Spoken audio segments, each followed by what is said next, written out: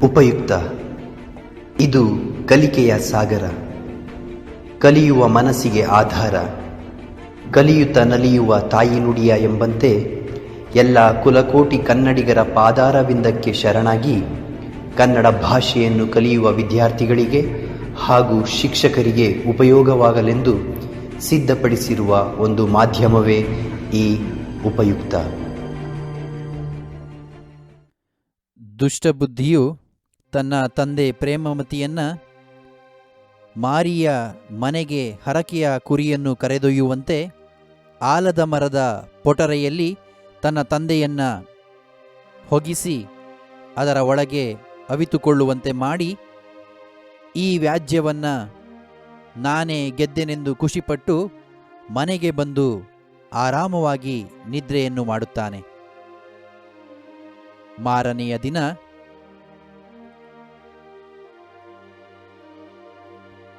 ಆದಿತ್ಯೋದಯಮಾಗಲೊಡಂ ಧರ್ಮ ಬುದ್ಧಿ ದೇವಗುರು ದ್ವಿಜ ಪೂಜೆಗಳಂ ಮಾಡುತ್ತುಂ ತಡೆಯೇ ದುಷ್ಟಬುದ್ಧಿ ಮುಖಮಂ ತೊಳೆಯದೆ ಬಂದು ಧರ್ಮಾಧಿಕರಣಕ್ಕಿಂತೆಂದಂ.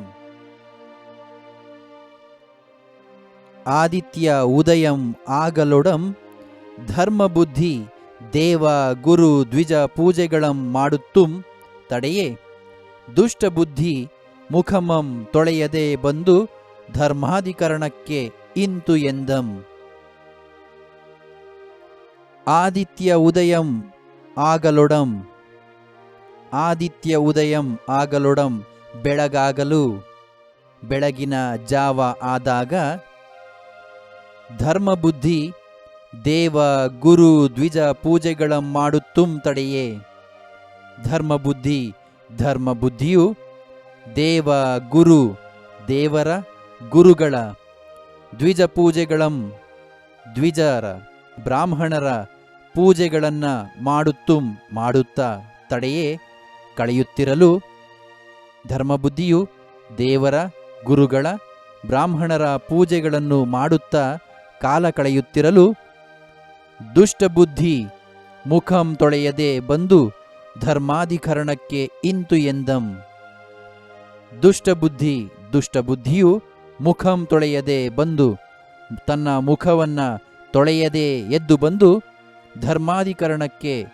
ಧರ್ಮಾಧಿಕರಣರಿಗೆ ಇಂತು ಎಂದಂ ಹೀಗೆ ಹೇಳಿದನು. ಬೆಳಗಾದಾಗ ಧರ್ಮಬುದ್ಧಿಯು ದಿನನಿತ್ಯದ ಕಾರ್ಯದಂತೆ ದೇವರಿಗೆ ಗುರುಗಳಿಗೆ ದ್ವಿಜರಿಗೆ ಪೂಜೆಗಳನ್ನು ಮಾಡುತ್ತಾ ಕಾಲ ಕಳೆಯುತ್ತಿರುತ್ತಾನೆ.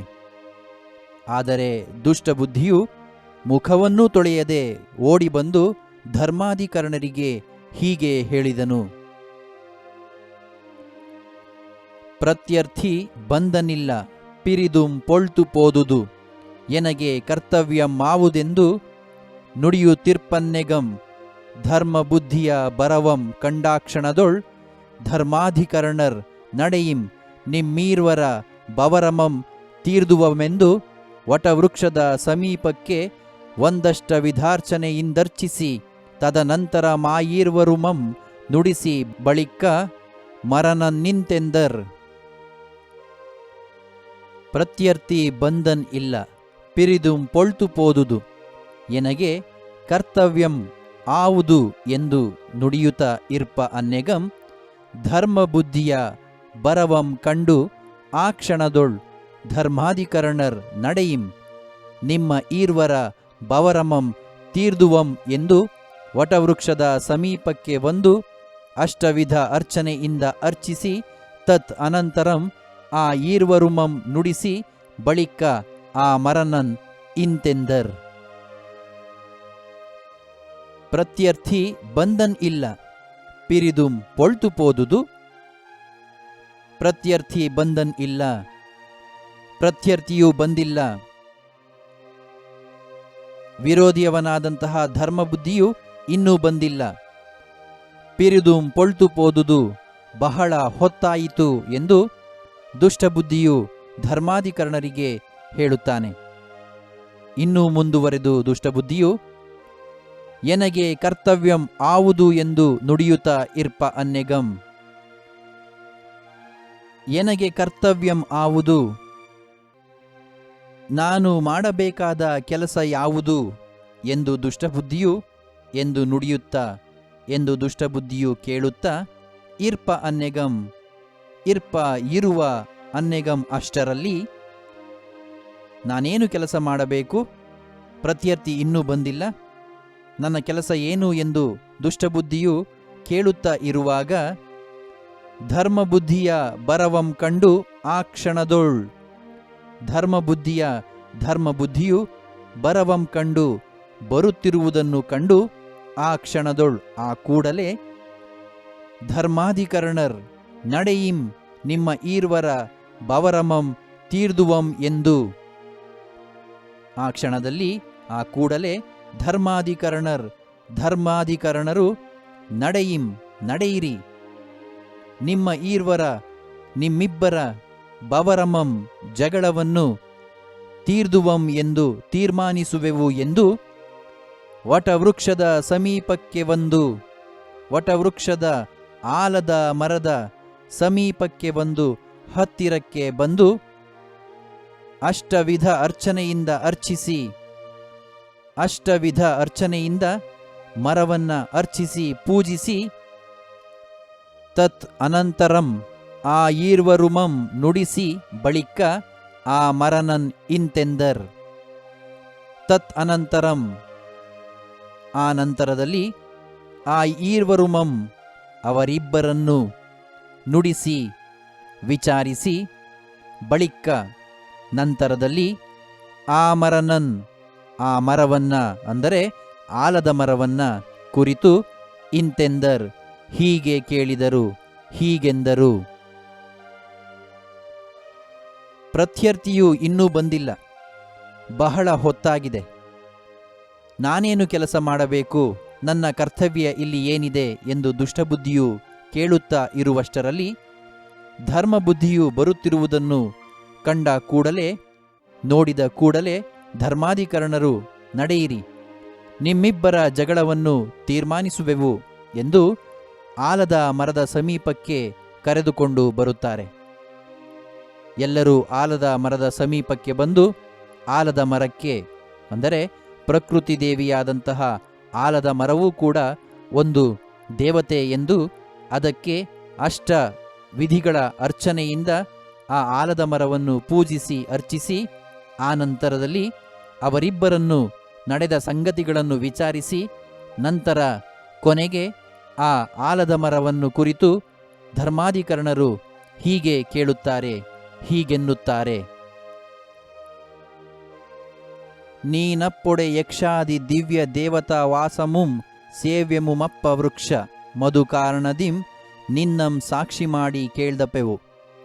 ನೀನ್ ತಪ್ಪದೆ ನುಡಿಯೆಂದು ಧರ್ಮಾಧಿಕರಣಂ ಧರ್ಮ ಶ್ರವಣಂ ಗೆಯ್ದುಸಿರದಿರ್ಪುದುಂ ಪೊಳಲೊಳಡಂಗಿರ್ದ ದುಷ್ಟಬುದ್ಧಿಯ ತಂದೆ ಪ್ರೇಮಮತಿ ಮತಿಗೆಟ್ಟು ಧರ್ಮಗತಿಯಂ ಬಿಟ್ಟು ಪ್ರಕೃತಿ ವಿಕೃತಿಯಾದ ಮನುಷ್ಯನಾಯುಷ್ಯಂ ಕುಂದುಗುಂ ಎಂದು ನುಡಿಯುವಂತೆ ಧರ್ಮಬುದ್ಧಿಯೇ ಧನಮಂ ತೆಗೆದುಕೊಂಡನೆಂದು ನುಡಿಯುವುದುಂ. ನೀನ್ ಅಪ್ಪೊಡೆ ಯಕ್ಷ ಆದಿ ದಿವ್ಯ ದೇವತಾ ಆವಾಸಮುಂ ಸೇವ್ಯಮುಂ ಅಪ್ಪ ವೃಕ್ಷಂ ಅದು ಕಾರಣದಿಂ ನಿನ್ನಂ ಸಾಕ್ಷಿ ಮಾಡಿ ಕೇಳ್ದಪೆವು. ನೀನ್ ತಪ್ಪದೆ ನುಡಿ ಎಂದು ಧರ್ಮಾಧಿಕರಣಂ ಧರ್ಮ ಶ್ರವಣಂ ಗೆಯ್ದು ಉಸಿರದೆ ಇರ್ಪುದುಂ ಪೊಳಲ ಒಳಗೆ ಅಡಂಗಿ ಇರ್ದ ದುಷ್ಟಬುದ್ಧಿಯ ತಂದೆ ಪ್ರೇಮಮತಿ ಮತಿ ಕೆಟ್ಟು ಧರ್ಮಗತಿಯಂ ಬಿಟ್ಟು ಪ್ರಕೃತಿ ವಿಕೃತಿ ಆದ ಮನುಷ್ಯನ ಆಯುಷ್ಯಂ ಕುಂದುಗುಂ ಎಂದು ನುಡಿಯುವಂತೆ ಧರ್ಮಬುದ್ಧಿಯೇ ಧನಮಂ ತೆಗೆದುಕೊಂಡನ್ ಎಂದು ನುಡಿಯುವುದುಂ. ನೀನ್ ಅಪ್ಪೊಡೆ ಯಕ್ಷ ಆದಿ ದಿವ್ಯ ದೇವತಾ ಆವಾಸಮುಂ ಸೇವ್ಯಮುಂ ಅಪ್ಪ ವೃಕ್ಷಂ. ನೀನಪ್ಪೊಡೆ ನೀನಾದರೋ ಯಕ್ಷ ಆದಿ ಯಕ್ಷಾದಿ ದಿವ್ಯ ದೇವತಾ ಆವಾಸಮುಂ ದಿವ್ಯ ದೇವತೆಗಳ ಆವಾಸಮುಂ ವಾಸಸ್ಥಾನವು ಸೇವ್ಯಮುಂ ಸೇವೆಗೆ ಯೋಗ್ಯವೂ ಅಪ್ಪ ಆದಂತಹ ವೃಕ್ಷಂ ವೃಕ್ಷವಾಗಿರುವೆ.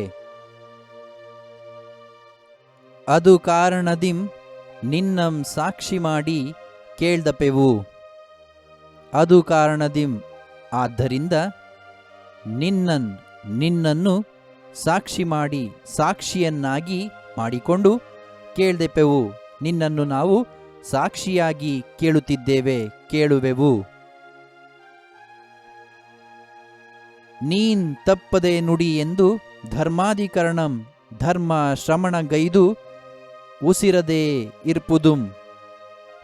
ನೀನ್ ತಪ್ಪದೆ ನುಡಿ, ನೀನು ಆಲದ ಮರವೇ, ನೀನು ತಪ್ಪದೆ ನುಡಿ, ನಿಜವನ್ನೇ ನುಡಿ ಎಂದು ಧರ್ಮಾಧಿಕರಣರು ಧರ್ಮ ಶ್ರವಣಂ ಗೈದು ಧರ್ಮದ ವಿಚಾರವನ್ನ ಕುರಿತು ಹೇಳಿ ಉಸಿರದೆ ಇರ್ಪುದಂ. ಸುಮ್ಮನೆ ಇದ್ದಾಗ, ಮಾತನಾಡದೆ ಇದ್ದಾಗ, ಪೊಳಲ ಒಳಗೆ ಅಡಂಗಿ ಇರ್ದ ದುಷ್ಟಬುದ್ಧಿಯ ತಂದೆ ಪ್ರೇಮಮತಿ ಮತಿ ಕೆಟ್ಟು, ಪೊಳಲ ಒಳಗೆ ಮರದ ಪೊಟರೆಯ ಒಳಗೆ ಅಡಂಗಿ ಇರ್ದ, ಅಡಗಿ ಅವಿತುಕೊಂಡು ಇರ್ದ ಕುಳಿತಿದ್ದ ದುಷ್ಟಬುದ್ಧಿಯ ತಂದೆ ಪ್ರೇಮಮತಿ, ದುಷ್ಟಬುದ್ಧಿಯ ತಂದೆಯಾದಂತಹ ಪ್ರೇಮಮತಿಯು ಮತಿಗೆಟ್ಟು ಅಥವಾ ಬುದ್ಧಿ ಕೆಟ್ಟು ಧರ್ಮಗತಿಯಂ ಬಿಟ್ಟು ಪ್ರಕೃತಿ ವಿಕೃತಿ ಆದ ಮನುಷ್ಯನ ಆಯುಷ್ಯಂ ಕುಂದುಗುಂ ಎಂದು ನುಡಿವಂತೆ, ಧರ್ಮಗತಿ ಬಿಟ್ಟು ಧರ್ಮದ ಗತಿಯನ್ನ ಬಿಟ್ಟು ಸತ್ಯಧರ್ಮವನ್ನ ಬಿಟ್ಟು ಪ್ರೇಮಮತಿಯು ವಿಕೃತಿಯೂ ಆದಂತಹ ಮನುಷ್ಯನ ಆಯುಷ್ಯಂ ಕುಂದುಗುಂ, ಮನುಷ್ಯನ ಆಯುಷ್ಯ ಕುಂದುವಂತೆ, ಪ್ರಕೃತಿ ಯಾವಾಗ ಕೋಪಿಸಿಕೊಳ್ಳುತ್ತದೋ ಆಗ ಮನುಷ್ಯನ ಆಯುಷ್ಯವು ಕಳೆದು ಹೋಗುತ್ತದೆ ಎಂದು ನುಡಿಯುವಂತೆ ಎಂದು ಜನರು ಹೇಳುವ ಮಾತಿನಂತೆ, ಧರ್ಮಬುದ್ಧಿಯೇ ಧನಮಂ ತೆಗೆದುಕೊಂಡನ್ ಎಂದು ನುಡಿಯುವುದಂ. ಧರ್ಮಬುದ್ಧಿಯೇ ಧನಮಂ ಸಂಪತ್ತನ್ನ ಹಣವನ್ನ ತೆಗೆದುಕೊಂಡನ್ ಎಂದು ತೆಗೆದುಕೊಂಡಿರುವನು ಎಂದು ಹೇಳಿದನು, ನುಡಿದುಂ ಎಂದು ಹೇಳಿದನು. ಧರ್ಮಾಧಿಕರಣರು ಆಲದ ಮರಕ್ಕೆ, ನೀನಾದರೋ ಯಕ್ಷಾದಿ ದಿವ್ಯ ದೇವತೆಗಳ ವಾಸಸ್ಥಾನವೂ ಆದ ವೃಕ್ಷವಾಗಿರುವೆ. ಆದ್ದರಿಂದ ನಿನ್ನನ್ನು ಸಾಕ್ಷಿ ಮಾಡಿ ನಾವು ಕೇಳುವೆವು.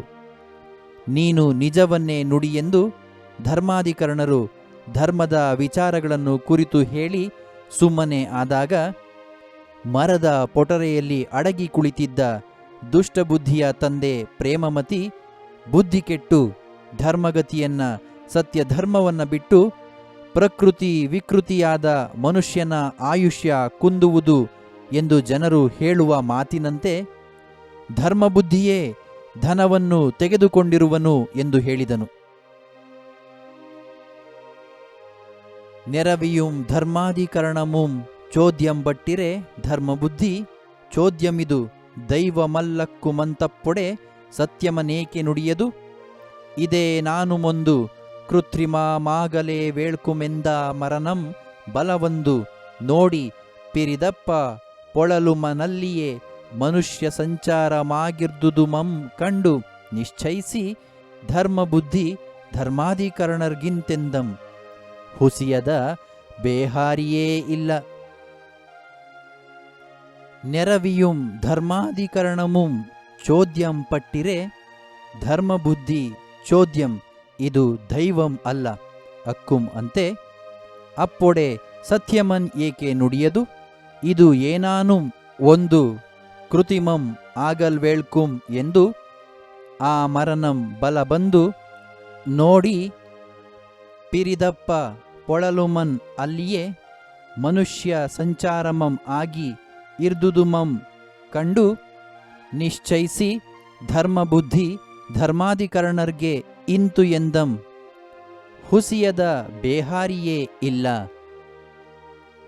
ನೆರವಿಯುಂ ಧರ್ಮಾಧಿಕರಣಮುಂ ಚೋದ್ಯಂ ಪಟ್ಟಿರೆ ನೆರವಿಯುಂ ನೆರೆದವರು ಅಲ್ಲಿ ಬಂದಂತಹ ಜನರು, ಧರ್ಮಾಧಿಕರಣಮುಂ ಧರ್ಮಾಧಿಕರಣರು ನ್ಯಾಯವನ್ನ ತೀರ್ಮಾನಿಸುವವರು, ಇದನ್ನು ಕೇಳಿ ಚೋದ್ಯಂ ಪಟ್ಟಿರೆ ಆಶ್ಚರ್ಯವನ್ನ ಪಟ್ಟರು. ಆಲದ ಮರದ ಮಾತನ್ನ ಕೇಳಿ ನೆರೆದವರು ಧರ್ಮಾಧಿಕರಣರು ಆಶ್ಚರ್ಯವನ್ನ ಪಟ್ಟರು. ಧರ್ಮಬುದ್ಧಿ ಚೋದ್ಯಂ ಇದು ದೈವಂ ಅಲ್ಲ ಅಕ್ಕುಂ ಅಂತೆ ಅಪ್ಪೊಡೆ ಸತ್ಯಮನ್ ಏಕೆ ನುಡಿಯದು. ಧರ್ಮಬುದ್ಧಿಯೂ ಕೂಡ ಚೋದ್ಯಂ ಆಶ್ಚರ್ಯಚಕಿತನಾಗಿ ಇದು ದೈವಂ ಅಲ್ಲ ಅಕ್ಕುಂ, ಇದು ದೇವತೆಯಲ್ಲ, ಇದು ದೈವವಾಗಿಲ್ಲ ಅಂತೆ ಅಪ್ಪೊಡೆ ಇದು ದೇವತೆಯೇ ಆಗಿದ್ದರೆ, ಹಾಗೆ ಆಗಿದ್ದರೆ ಸತ್ಯಮನ್ ಏಕೆ ನುಡಿಯದು, ಅದು ಸತ್ಯವನ್ನು ಏಕೆ ನುಡಿಯದು ಹೇಳುತ್ತಿಲ್ಲ, ಸತ್ಯವನ್ನ ಏಕೆ ನುಡಿಯುತ್ತಿಲ್ಲ. ಇದು ಏನಾನುಂ ಒಂದು ಕೃತಿಮಂ ಆಗಲೇ ವೇಳ್ಕುಂ ಎಂದು ಆ ಮರನಂ ಬಲ ಬಂದು ನೋಡಿ. ಇದು ಏನಾನುಂ ಇದು ಏನಾದರೂ ಒಂದು ಕೃತಿಮಂ ಒಂದು ಕೃತಿಮವಾಗಿರಬೇಕು, ಇದು ಮೋಸವಾಗಿರಬೇಕು, ಆಗಲೇ ವೇಳ್ಕುಂ ಆಗಿರಲೇಬೇಕು, ಇದು ಏನೋ ಯಾವುದೋ ಮೋಸವಾಗಿರಬೇಕು ಎಂದು ಆ ಮರನಂ ಆ ಮರವನ್ನ ಬಲ ಬಂದು ಒಂದು ಸುತ್ತು ಹಾಕಿ ಪ್ರದಕ್ಷಿಣೆ ಬಂದು ನೋಡಿ, ಒಂದು ಸುತ್ತು ಹಾಕಿ ನೋಡಿ, ಪಿರಿದು ಅಪ್ಪ ಪೊಳಲುಮನ್ ಅಲ್ಲಿಯೇ ಮನುಷ್ಯ ಸಂಚಾರಂ ಆಗಿ ಇರ್ದುದುಮಂ ಕಂಡು ನಿಶ್ಚಯಿಸಿ ಧರ್ಮಬುದ್ಧಿ ಧರ್ಮಾಧಿಕರಣರ್ಗೆ ಇಂತು ಎಂದಂ. ಪಿರಿದು ಅಪ್ಪ ಪೊಳಲುಮನ್ ಅಲ್ಲೊಂದು ಪಿರಿದು ದೊಡ್ಡದಾಗಿ ಇರುವಂತಹ ಪಿರಿದು ಅಪ್ಪ ದೊಡ್ಡದಾಗಿ ಇರುವಂತಹ ಪೊಳಲುಮನ್ ಪೊಟರೆಯನ್ನು ಅಲ್ಲಿಯೇ ಮನುಷ್ಯ ಸಂಚಾರಂ ಹಾಗೂ ಅಲ್ಲಿಯೇ ಮನುಷ್ಯನ ನಡೆದಾಡಿರುವಂತಹ ಕುರುಹು ಸಾಕ್ಷಿಯೂ ಆಗಿ ಇರ್ದುದುಮಂ ಇದ್ದುದನ್ನು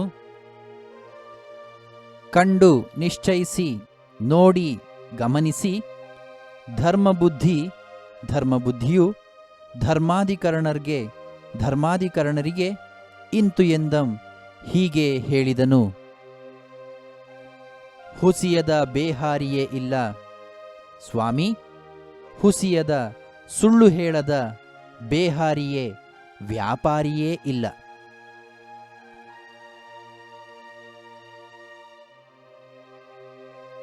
ಆಲದ ಮರದ ಪೊಟರೆಯಿಂದ ಧರ್ಮಬುದ್ಧಿಯೇ ಕಳ್ಳನು ಎಂದು ವಾಣಿಯು ಕೇಳಿಸಿದಾಗ ಅಲ್ಲಿ ನೆರೆದವರು ಧರ್ಮಾಧಿಕರಣರು ಇದನ್ನ ಕೇಳಿ ಆ ಮಾತನ್ನ ಕೇಳಿ ಆಶ್ಚರ್ಯಪಡುತ್ತಾರೆ. ಅದರಂತೆಯೇ ಧರ್ಮಬುದ್ಧಿಯೂ ಕೂಡ ಆಶ್ಚರ್ಯಚಕಿತನಾಗಿ ಇದು ದೈವವಲ್ಲ, ಇದು ದೈವವೇ ಆಗಿದ್ದರೆ ಅದು ಸತ್ಯವನ್ನೇಕೆ ನುಡಿಯದು ಎಂದು ಯೋಚಿಸಿ ಇದು ಏನಾದರೂ ಒಂದು ಮೋಸವಾಗಿರಬೇಕು ಎಂದು ಆಲೋಚಿಸಿ ಅವನು ಆ ಮರವನ್ನ ಒಂದು ಸುತ್ತು ಹಾಕಿ ನೋಡುತ್ತಾನೆ. ಆಗ ಆ ಆಲದ ಮರದಲ್ಲಿ ಒಂದು ದೊಡ್ಡ ಪೊಟರೆಯು ಹಾಗೂ ಅಲ್ಲಿ ಮನುಷ್ಯರ ಸಂಚಾರವಾದಂತಹ ಮನುಷ್ಯರು ಓಡಾಡಿರುವಂತಹ ಹೆಜ್ಜೆಯ ಗುರುತುಗಳು ಇದ್ದುದನ್ನು ನೋಡುತ್ತಾನೆ. ಅದನ್ನ ಗಮನಿಸಿದಂತಹ ಧರ್ಮಬುದ್ಧಿಯು ಧರ್ಮಾಧಿಕರಣರಿಗೆ ಹೀಗೆ ಹೇಳುತ್ತಾನೆ, ಸ್ವಾಮಿ, ಸುಳ್ಳು ಹೇಳದ ವ್ಯಾಪಾರಿಯೇ ಇಲ್ಲಿಲ್ಲ ಎಂದು ಹೇಳುತ್ತಾ ಇನ್ನೂ ಮುಂದುವರೆದು ಧರ್ಮಬುದ್ಧಿಯು ನಾಂ ಬೇಹಾರಿಯಪ್ಪುದರಿಂದೆಮ್ಮ ವೃತ್ತಿ ಧರ್ಮಕ್ಕೆ ಧರ್ಮಬುದ್ಧಿ ಅಧರ್ಮಬುದ್ಧಿಯಾಗಿ ಧನಮಂ ವಂಚಿಸಿಕೊಂಡೆನ್ನ ಮನೆಗುಯ್ವೆನೆಂಬನ್ನೆಗಂ ನೇಸರ್ ಮೂಡಿದೊಡುಯ್ಯಲಿಂಬಿಲ್ಲದೆ ಮರದ ಪೊಳಲೊಳಗಿಟ್ಟು ಬಂದು ಮರುದಿವಸಂ ಪೋಗಿ ನೋಳ್ಪನ್ನೆಗಂ ಆ ಪೊನ್ನನ್ನೊಂದು ಪನ್ನಗಂ ಸುತ್ತಿ ಪಟ್ಟಿರ್ದೊಡೆ ಕೊಳಲಂಜಿಪೋದೆಂ ನೀ ಮಿಲ್ಲಿರ್ದಂತೆ ನೋಡುತ್ತುಮ್ಮಿರಿಂ. ನಾನ್ ಬೇಹಾರಿ ಅಪ್ಪುದು ಅದರಿಂದ ಎಮ್ಮ ವೃತ್ತಿ ಧರ್ಮಕ್ಕೆ ಧರ್ಮಬುದ್ಧಿ ಅಧರ್ಮಬುದ್ಧಿ ಆಗಿ ಧನಮಂ ವಂಚಿಸಿಕೊಂಡು ಎನ್ನ ಮನೆಗೆ ಉಯ್ವೆನ್ ಎಂಬ ಅನ್ನೆಗಂ ನೇಸರ್ ಮೂಡಿದೊಡೆ ಉಯ್ಯಲ್ ಇಂಬು ಇಲ್ಲದೆ ಮರದ ಪೊಳಲ ಒಳಗೆ ಇಟ್ಟು ಬಂದು ಮರುದಿವಸಂ ಪೋಗಿ ನೋಳ್ಪ ಅನ್ನೆಗಂ ಆ ಪೊನ್ನನ್ ಒಂದು ಪನ್ನಗಂ ಸುತ್ತಿಪಟ್ಟು ಇರ್ದೊಡೆ ಕೊಳಲ್ ಅಂಜಿ ಪೋದೆಂ ನೀಂ ಇಲ್ಲಿ ಇರ್ದು ಅಂತೆ ನೋಡುತ್ತುಂ ಇರಿಂ. ನಾಂ ಬೇಹಾರಿ ಅಪ್ಪುದು ಅದರಿಂದ. ಧರ್ಮಬುದ್ಧಿಯು ಇನ್ನೂ ಮುಂದುವರೆದು, ನಾಂ ಬೇಹಾರಿ ಅಪ್ಪುದು ಅದರಿಂದ, ನಾನು ವ್ಯಾಪಾರಿಯಾದುದರಿಂದ. ಎಮ್ಮ ವೃತ್ತಿ ಧರ್ಮಕ್ಕೆ ಧರ್ಮಬುದ್ಧಿ ಅಧರ್ಮ ಬುದ್ಧಿ ಆಗಿ, ಎಮ್ಮ ವೃತ್ತಿ ಧರ್ಮಕ್ಕೆ ನನ್ನ ವೃತ್ತಿ ಧರ್ಮಕ್ಕೆ ಅನುಗುಣವಾಗಿ ಧರ್ಮಬುದ್ಧಿ ಧರ್ಮಬುದ್ಧಿಯು ಅಧರ್ಮ ಬುದ್ಧಿಯಾಗಿ ಕೆಟ್ಟ ಬುದ್ಧಿಯಾಗಿ, ಧನಮಂ ವಂಚಿಸಿಕೊಂಡು ಎನ್ನ ಮನೆಗೆ ಉಯ್ವೆನ್ ಎಂಬ ಅನ್ನೆಗಂ ನೇಸರ್ ಮೂಡಿದೊಡೆ. ಧನಮಂ ಹಣವನ್ನ ಸಂಪತ್ತನ್ನ ವಂಚಿಸಿಕೊಂಡು ಮೋಸ ಮಾಡಿ ಕಳ್ಳತನ ಮಾಡಿ ವಂಚಿಸಿಕೊಂಡು ಎನ್ನ ಮನೆಗೆ ನನ್ನ ಮನೆಗೆ ಉಯ್ವೆನ್ ಎಂಬ ತೆಗೆದುಕೊಂಡು ಹೋಗಬೇಕು ಅನ್ನೆಗಂ ಎನ್ನುವಷ್ಟರಲ್ಲಿ ನೇಸರನ್ ಮೂಡಿದೊಡೆ. ನೇಸರ್ ಸೂರ್ಯನು ಮೂಡಿದೊಡೆ, ಸೂರ್ಯನು ಮೂಡಿ ಬೆಳಗಾಯಿತು. ಆದ್ದರಿಂದ ನಾನು ಉಯ್ಯಲ್ ಇಂಬು ಇಲ್ಲದೆ ಮರದ ಪೊಳಲ ಒಳಗೆ ಇಟ್ಟು ಬಂದು, ಉಯ್ಯಲ್ ಇಂಬು ಇಲ್ಲದೆ ಉಯ್ಯಲ್ ತೆಗೆದುಕೊಂಡು ಹೋಗಲು ಇಂಬು ಇಲ್ಲದೆ ಸಾಧ್ಯವಾಗದೆ ಮರದ ಪೊಳಲ ಒಳಗೆ ಮರದ ಪೊಟರೆಯ ಒಳಗೆ ಇಟ್ಟು ಬಂದೆನು. ಮರುದಿವಸಂ ಪೋಗಿ ನೋಳ್ಪಂ ಅನ್ನೆಗಂ ಆ ಪೊನ್ನನ್ ಒಂದು ಪನ್ನಗಂ ಸುತ್ತಿಪಟ್ಟು ಇರ್ದೊಡೆ. ಮರುದಿವಸಂ ಮಾರನೆಯ ದಿನ ಪೋಗಿ ನೋಳ್ಪ ಹೋಗಿ ನೋಡುವ ಅಷ್ಟರಲ್ಲಿ ಅನ್ನೆಗಂ ನೋಳ್ಪ ಅನ್ನೆಗಂ ನೋಡುವಷ್ಟರಲ್ಲಿ, ಮರುದಿನ ಹೋಗಿ ನೋಡುವಷ್ಟರಲ್ಲಿ ಆ ಪೊನ್ನನ್ ಆ ಸಂಪತ್ತನ್ನ ಒಂದು ಪನ್ನಗಂ ಒಂದು ಸರ್ಪವು ಒಂದು ಹಾವು ಸುತ್ತಿಪಟ್ಟು ಸುತ್ತಿಕೊಂಡು ಇರ್ದೊಡೆ ಮಲಗಿರುವುದನ್ನ ನೋಡಿ ಕೊಳಲ್ ಅಂಜಿಪೋದೆಂ. ಕೊಳಲ್ ಆ ಹೊನ್ನನ್ನ ತೆಗೆದುಕೊಂಡು ಹೋಗಲು ಅಂಜಿಪೋದೆಂ, ಹೆದರಿದೆನು, ಭಯಪಟ್ಟೆನು. ನೀಂ ಇಲ್ಲಿ ಇರ್ದು ಅಂತೆ ನೋಡುತ್ತುಂ ಇರಿಂ. ನೀಂ ಇಲ್ಲಿ ಇರ್ದು ನೀವೆಲ್ಲ ಇಲ್ಲಿಯೇ ಇರ್ದು ಇಲ್ಲಿಯೇ ಇದ್ದು ಅಂತೆ ಹಾಗೆಯೇ ನೋಡುತ್ತಮ್ಮಿರಿ, ನೋಡುತ್ತಾ ನೀವಿರಿ, ನೋಡುತ್ತಿರಿ. ಧರ್ಮಬುದ್ಧಿಯು ಇನ್ನೂ ಮುಂದುವರೆದು, ನಾನು ವ್ಯಾಪಾರಿಯಾದುದರಿಂದ ನನ್ನ ವೃತ್ತಿ ಧರ್ಮಕ್ಕೆ ಅನುಗುಣವಾಗಿ ಧರ್ಮಬುದ್ಧಿಯು ಕೆಟ್ಟ ಬುದ್ಧಿಯಾಗಿ ಧನವನ್ನು ಸಂಪತ್ತನ್ನು ವಂಚಿಸಿ ನನ್ನ ಮನೆಗೆ ತೆಗೆದುಕೊಂಡು ಹೋಗಬೇಕು ಎನ್ನುವಷ್ಟರಲ್ಲಿ ಸೂರ್ಯನು ಮೂಡಿ ಬೆಳಗಾಯಿತು. ಆದ್ದರಿಂದ ಸಂಪತ್ತನ್ನ ತೆಗೆದುಕೊಂಡು ಹೋಗಲು ಸಾಧ್ಯವಾಗದೆ ಅದನ್ನು ಮರದ ಪೊಟರೆಯಲ್ಲಿಟ್ಟು ಬಂದೆನು. ಮರುದಿವಸ ಹೋಗಿ ನೋಡುವಷ್ಟರಲ್ಲಿ ಆ ಸಂಪತ್ತನ್ನ ಒಂದು ಸರ್ಪವು ಸುತ್ತಿಕೊಂಡು ಮಲಗಿರುವುದನ್ನು ನೋಡಿ ಅದನ್ನು ತೆಗೆದುಕೊಂಡು ಹೋಗಲು ನಾನು ಭಯಪಟ್ಟೆನು. ನೀವೆಲ್ಲ ಇಲ್ಲಿಯೇ ಇದ್ದು ನೋಡುತ್ತೀರಿ ಎಂದು ಧರ್ಮಬುದ್ಧಿಯು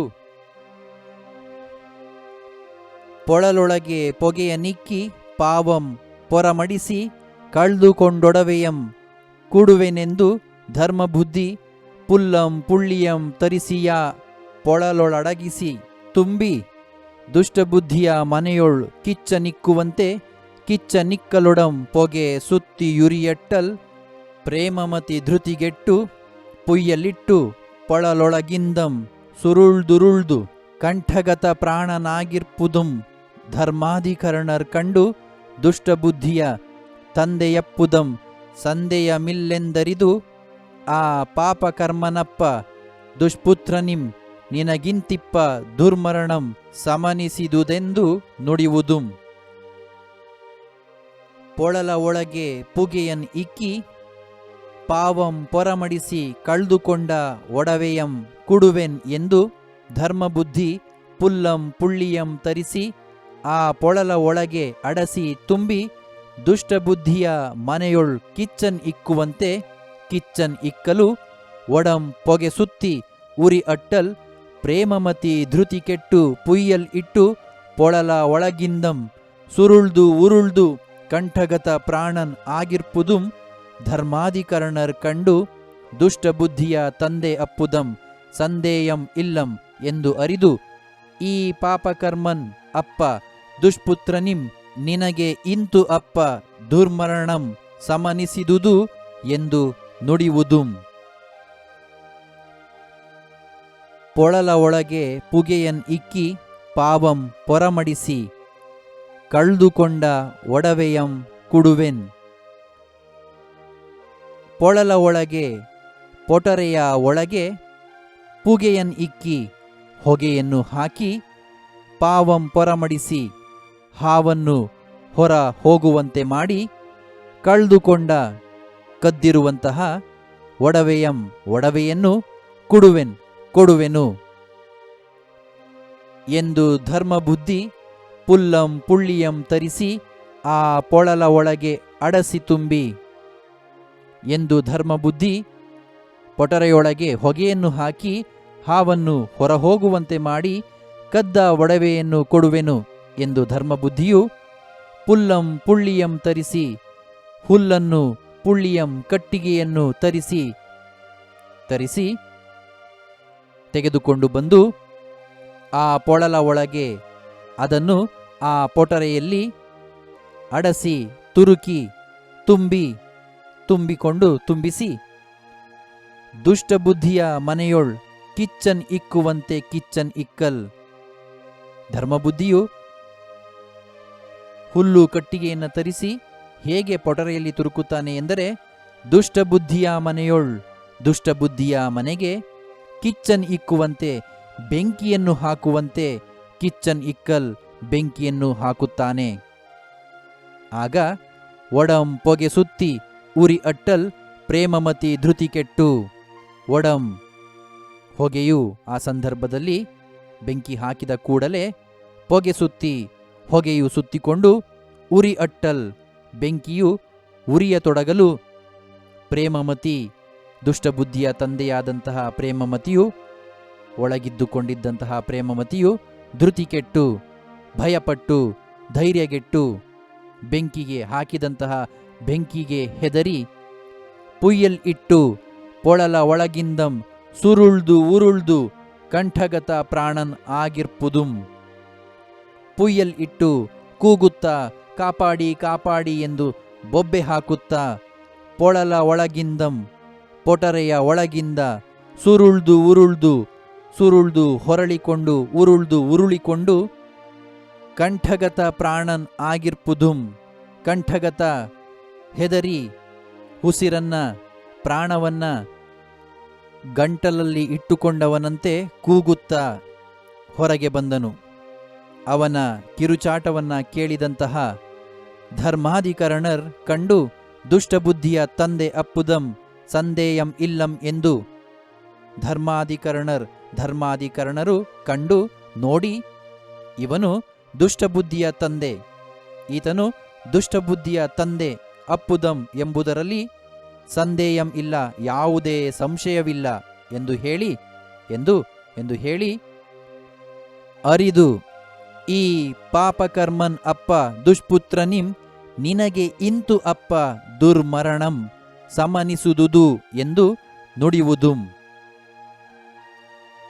ಅರಿದು ಈತನು ದುಷ್ಟಬುದ್ಧಿಯ ತಂದೆ ಪ್ರೇಮಮತಿ ಎಂದು ತಿಳಿದು ಅರಿತು ಈ ಪಾಪಕರ್ಮನ್ ಅಪ್ಪ, ಈ ಪಾಪಕರ್ಮನಾಗಿರುವ ದುಷ್ಪುತ್ರನಿಂ ದುಷ್ಟ ಪುತ್ರನಿಂದ ನಿನಗೆ ಇಂತು ಅಪ್ಪ, ನಿನಗೆ ಈ ರೀತಿಯಾಗಿ ದುರ್ಮರಣ ಸಮನಿಸುದುದು ಸಂಭವಿಸಿತು ಎಂದು ನುಡಿವುದಂ ಎಂದರು ಧರ್ಮಾಧಿಕರಣರು. ಪೊಟರೆಯ ಒಳಗೆ ಹೊಗೆಯನ್ನ ಹಾಕಿ ಹಾವನ್ನು ಹೊರ ಹೋಗುವಂತೆ ಮಾಡಿ ಕದ್ದ ಒಡವೆಯನ್ನು ಕೊಡುವೆನು ಎಂದು ಧರ್ಮಬುದ್ಧಿಯು ಹುಲ್ಲು ಕಟ್ಟಿಗೆಯನ್ನು ತರಿಸಿ ಅದನ್ನು ಪೊಟರೆಯ ಹೊಳಕ್ಕೆ ತುರುಕಿ ತುಂಬಿ ದುಷ್ಟಬುದ್ಧಿಯ ಮನೆಗೆ ಬೆಂಕಿ ಹಾಕುವಂತೆ ಬೆಂಕಿಯನ್ನು ಹಾಕುತ್ತಾನೆ. ಇದರ ಪರಿಣಾಮವಾಗಿ ಪೊಟರೆಯಲ್ಲಿ ಹೊಗೆ ಸುತ್ತಿ ಬೆಂಕಿ ಉರಿಯ ತೊಡಗಲು ಒಳಗಿದ್ದ ದುಷ್ಟಬುದ್ಧಿಯ ತಂದೆ ಪ್ರೇಮಮತಿ ಧೈರ್ಯಗೆಟ್ಟು ಕೂಗುತ್ತಾ ಬೊಬ್ಬೆ ಹಾಕುತ್ತಾ ಪೊಟರೆಯ ಒಳಗಿಂದ ಹೊರಳಿ ಉರುಳಿ ಅವನ ಕಂಠದಲ್ಲಿಯೇ ಪ್ರಾಣವು ಉಳಿದಿರುವಂತೆ ಜೋರಾಗಿ ಕೂಗುತ್ತಾ ಹೊರಬರುತ್ತಾನೆ. ಈ ಕೂಗಾಟವನ್ನು ಕೇಳಿದಂತಹ ಧರ್ಮಾಧಿಕರಣರು ಇವನು ದುಷ್ಟಬುದ್ಧಿಯ ತಂದೆ ಎಂಬುದರಲ್ಲಿ ಸಂಶಯವಿಲ್ಲ ಎಂದು ಅರಿತು ತಿಳಿದು ಈ ಪಾಪಕರ್ಮನಾಗಿರುವ ದುಷ್ಟ ಪುತ್ರನಿಂದ ಅಂದರೆ ದುಷ್ಟಬುದ್ಧಿಯಿಂದ ಪ್ರೇಮಮತಿಯೇ ನಿನಗೆ ಇಂಥ ದುರ್ಮರಣ ಸಂಭವಿಸಿತು ಎಂದು ಧರ್ಮಾಧಿಕರಣರು ಹೇಳುತ್ತಾರೆ. ಹೀಗೆ ಧರ್ಮಬುದ್ಧಿಯು ಸತ್ಯವನ್ನು ಹಾಗೂ ಕಳ್ಳತನವನ್ನ ಯಾರು ಮಾಡಿದ್ದಾರೆ ಎಂಬ ವಿಚಾರವನ್ನ ಇಡೀ ಸಮಾಜಕ್ಕೆ ಈ ಮುಖಾಂತರವಾಗಿ ತನ್ನ ಬುದ್ಧಿವಂತಿಕೆಯ ಮುಖಾಂತರವಾಗಿ ತೋರ್ಪಡಿಸುತ್ತಾನೆ. ದುಷ್ಟಬುದ್ಧಿಯು ತನ್ನ ತಂದೆ ಪ್ರೇಮಮತಿಯನ್ನ ಆಲದ ಮರದ ಪೊಟರೆಯಲ್ಲಿ ಅಡಗಿಸಿ ವ್ಯಾಜ್ಯವನ್ನ ಗೆದ್ದೆನೆಂದು ಖುಷಿಪಟ್ಟು ಮನೆಗೆ ಬಂದು ನಿದ್ರೆಯನ್ನ ಮಾಡುತ್ತಾನೆ. ಮರುದಿನ ಬೆಳಗ್ಗೆ ಧರ್ಮಬುದ್ಧಿಯು ದೇವರು, ಗುರುಗಳು, ದ್ವಿಜ ಪೂಜೆಯನ್ನು ಮಾಡುತ್ತಾ ಕಾಲವನ್ನು ಕಳೆಯುತ್ತಿರುತ್ತಾನೆ. ಆ ಸಂದರ್ಭದಲ್ಲಿ ದುಷ್ಟಬುದ್ಧಿಯು ಬೆಳ್ಳಂಬೆಳಗ್ಗೆ ಎದ್ದು ಮುಖವನ್ನೂ ತೊಳೆಯದೆ ಬಂದು ಧರ್ಮಾಧಿಕರಣರಿಗೆ ಹೀಗೆ ಹೇಳುತ್ತಾನೆ: ಪ್ರತ್ಯರ್ಥಿ ಬಂದಿಲ್ಲ, ಬಹಳ ಹೊತ್ತಾಯಿತು, ನಾನೇನು ಮಾಡಬೇಕು ಎಂದು ದುಷ್ಟಬುದ್ಧಿಯು ಕೇಳುತ್ತಾ ಇರುವಂತಹ ಅಷ್ಟರಲ್ಲಿಯೇ ಧರ್ಮಬುದ್ಧಿಯು ಬರುತ್ತಿರುವುದನ್ನು ಕಂಡ ಕೂಡಲೇ ಧರ್ಮಾಧಿಕರಣರು, ನಡೆಯಿರಿ, ನಿಮ್ಮಿಬ್ಬರ ಜಗಳವನ್ನು ನಾವು ತೀರ್ಮಾನಿಸುವೆವು ಎಂದು ಆಲದ ಮರದ ಸಮೀಪಕ್ಕೆ ಬಂದು ಆಲದ ಮರಕ್ಕೆ, ಪ್ರಕೃತಿಯ ದೇವತೆಗೆ ವಿಶಿಷ್ಟ ಅಷ್ಟವಿಧಿಯರ್ಚನೆಯಿಂದ ಮರವನ್ನು ಪೂಜಿಸಿ ಅರ್ಚಿಸಿ ತದನಂತರ ಅವರಿಬ್ಬರನ್ನು ವಿಚಾರಿಸಿ ಕೊನೆಯಲ್ಲಿ ಆ ಮರವನ್ನು, ಆಲದ ಮರವನ್ನು ಕುರಿತು ಧರ್ಮಾಧಿಕರಣರು ಹೀಗೆ ಹೇಳುತ್ತಾರೆ: ಆಲದ ಮರವೇ, ನೀನಾದರೋ ಯಕ್ಷಾದಿ ದಿವ್ಯ ದೇವತೆಗಳ ವಾಸಸ್ಥಾನವೂ ಆದ ವೃಕ್ಷವಾಗಿರುವೆ. ಆದ್ದರಿಂದ ನಿನ್ನನ್ನು ಸಾಕ್ಷಿ ಮಾಡಿ ಈಗ ಕೇಳುತ್ತಿದ್ದೇವೆ, ನೀನು ನಿಜವನ್ನೇ ನುಡಿ ಎಂದು ಧರ್ಮಾಧಿಕರಣರು ಧರ್ಮದ ವಿಚಾರಗಳನ್ನು ಹೇಳಿ ತಮ್ಮ ಮಾತನ್ನು ನಿಲ್ಲಿಸುತ್ತಾರೆ. ಆಗ ಮರದ ಪೊಟರೆಯಲ್ಲಿ ಅಡಗಿ ಕುಳಿತಿದ್ದ ದುಷ್ಟಬುದ್ಧಿಯ ತಂದೆ ಪ್ರೇಮಮತಿ ಬುದ್ಧಿ ಕೆಟ್ಟು ಧರ್ಮಗತಿಯನ್ನ, ಸತ್ಯ ಧರ್ಮವನ್ನು ಬಿಟ್ಟು ಪ್ರಕೃತಿ ವಿಕೃತಿಯಾದ ಮನುಷ್ಯನ ಆಯುಷ್ಯ ಕುಂದುವುದು ಎಂದು ಜನರು ಹೇಳುವಂತೆ ಧರ್ಮಬುದ್ಧಿಯೇ ಧನವನ್ನು ತೆಗೆದುಕೊಂಡಿರುವನು ಎಂದು ಹೇಳಿದನು. ಈ ಮಾತನ್ನ ಕೇಳಿದಂತಹ ನೆರೆದಿರುವಂತಹ ಧರ್ಮಾಧಿಕರಣರು, ಜನರು ಆಶ್ಚರ್ಯಪಡುತ್ತಾರೆ. ಧರ್ಮಬುದ್ಧಿಯೂ ಕೂಡ ಆಶ್ಚರ್ಯಚಕಿತನಾಗಿ, ಇದು ದೈವವಲ್ಲ, ಇದು ದೈವವೇ ಆಗಿದ್ದರೆ ಸತ್ಯವನ್ನೇಕೆ ಹೇಳುವುತ್ತಿಲ್ಲ, ಸತ್ಯವನ್ನೇಕೆ ನುಡಿಯುತ್ತಿಲ್ಲ, ಇದು ಏನಾದರೂ ಒಂದು ಮೋಸವಾಗಿರಬೇಕು ಎಂದು ಧರ್ಮಬುದ್ಧಿಯು ಆ ಮರವನ್ನು ಒಂದು ಸುತ್ತು ಹಾಕಿಕೊಂಡು ನೋಡಿ ಅಲ್ಲೊಂದು ದೊಡ್ಡ ಪಟರೆಯು ಹಾಗೂ ಅಲ್ಲಿ ಮನುಷ್ಯನ ಸಂಚಾರವಾದ ಕುರುಹನ ಸಾಕ್ಷಿಯನ್ನ ಕಂಡು ಗಮನಿಸಿ ಧರ್ಮಾಧಿಕರಣರಿಗೆ ಹೀಗೆ ಹೇಳುತ್ತಾನೆ: ಸ್ವಾಮಿ, ಸುಳ್ಳು ಹೇಳದಂತಹ ವ್ಯಾಪಾರಿಯೇ ಇಲ್ಲ. ಹಾಗೆಯೇ ನಾನು ಕೂಡ ಸುಳ್ಳನ್ನ ಹೇಳಿದ್ದೇನೆ. ನಾನು ವ್ಯಾಪಾರಿಯಾದುದರಿಂದ ನನ್ನ ವೃತ್ತಿ ಧರ್ಮಕ್ಕೆ ಅನುಗುಣವಾಗಿ ಧರ್ಮಬುದ್ಧಿ ಅಧರ್ಮ ಬುದ್ಧಿಯಾಗಿ ಧನವನ್ನು ವಂಚಿಸಿ ನನ್ನ ಮನೆಗೆ ತೆಗೆದುಕೊಂಡು ಹೋಗಬೇಕು ಎನ್ನುವಷ್ಟರಲ್ಲಿ ಸೂರ್ಯನು ಮೂಡಿ ಬೆಳಗಾಯಿತು. ಆದ್ದರಿಂದ ತೆಗೆದುಕೊಂಡು ಹೋಗಲು ಸಾಧ್ಯವಾಗದೆ ಅದನ್ನು ಮರದ ಪೊಟರೆಯಲ್ಲಿ ಇಟ್ಟು ಬಂದೆನು. ಮರುದಿವಸ ಹೋಗಿ ನೋಡುವಷ್ಟರಲ್ಲಿ ಆ ಹೊನ್ನನ್ನ ಒಂದು ಸರ್ಪವು ಸುತ್ತಿಕೊಂಡು ಮಲಗಿರುವುದನ್ನು ನೋಡಿ ಆ ಹೊನ್ನನ್ನು ತೆಗೆದುಕೊಂಡು ಹೋಗಲು ಅಂಜಿದೆನು, ಭಯಪಟ್ಟೆನು.